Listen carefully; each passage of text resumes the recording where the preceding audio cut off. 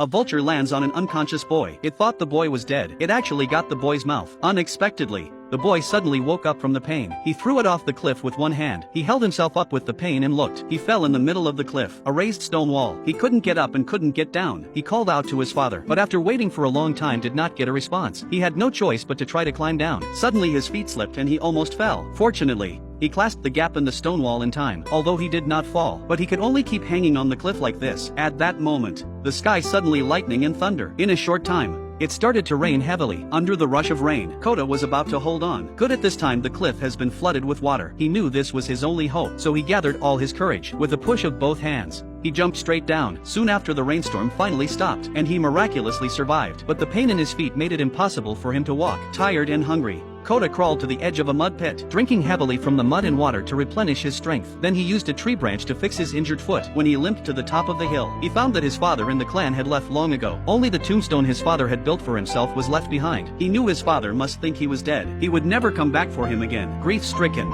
Kota horns and kicked the tombstone off the cliff, lying on the ground in despair. And what was even more desperate was, a few wolf cries suddenly came from the distance. He got up and looked. There were several wild wolves on the opposite slope, looking at him intently. He hurriedly got up and tried to escape from here, but the wolves soon caught up with him. Fortunately, there was a dead tree in front of him. He hurriedly climbed up the tree, but before he could climb up, he was bitten by a gray wolf on his shoe. In the critical moment, he took out the dagger on his waist and stabbed the gray wolf. Now he took the opportunity to climb up. When the wolves couldn't reach Kota, they stayed under the tree for the whole night. The next day, the wolves lost patience and finally left. Only the wounded gray wolf was left behind. Kota tied the dagger to a wooden stick and made a spear. Then he took the spear and slowly walked towards the gray wolf. Just as he was about to raise the spear to strike the gray wolf, he looked at the begging eyes of the gray wolf and he felt weak. His father had taught him to kill countless times, but he didn't have the heart to do it once. This time was the same. Listening to the painful sounds of the gray wolf, Kota couldn't bear to leave it behind, so he tied a rope around its mouth. He took it with him and left the place. That night they found a cave. Finally, they didn't have to sleep in the wilderness today. The next day, Kota found some tools in the cave that could be used. He also found some herbs outside. He crushed them with the utensils and put the herbs on his feet. But when he looked back again, the gray wolf had already broken free from the rope on its mouth. It was baring its teeth at him. Although Kota was afraid,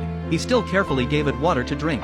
The gray wolf seemed to feel that Kota didn't mean any harm, so he lowered his guard and drank the water. Then Kota found some maggots and put some maggots on the wound for the gray wolf to heal. The remaining ones were put on its mouth. He told it to eat it. The big gray wolf was also very obedient and licked it right away. That day, Kota found a rabbit outside, under the extreme hunger. Even if he couldn't bear to do it, he finally did it. But when he returned to the cave to drill wood for fire, the gray wolf took the opportunity to steal his rabbit. The result was that Kota slapped him and he was slapped by Kota, and he stayed on the ground. After a day of hard work, in the evening, Kota finally ate the hot rabbit meat, but the gray wolf could only look on in disbelief. Kota said to it that the decision was mine. You can only eat when I give it to you. When the gray wolf bowed his head and agreed, only then did he give it some bones. A few more days went by like this. Kota's foot injury had almost healed. He took his equipment and came to say goodbye to the wolf, because he wanted to find his tribe before the snow closed the road.